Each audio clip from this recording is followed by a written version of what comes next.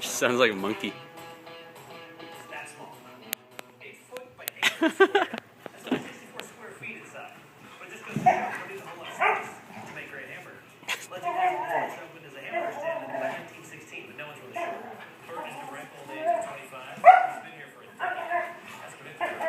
This strange sense of commitment helped Bert convince his parents to buy this stand 5 years ago, keeping it to lives.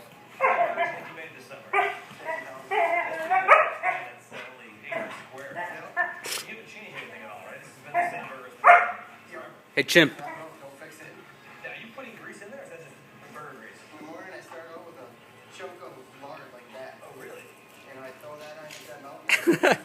Hey, stay away.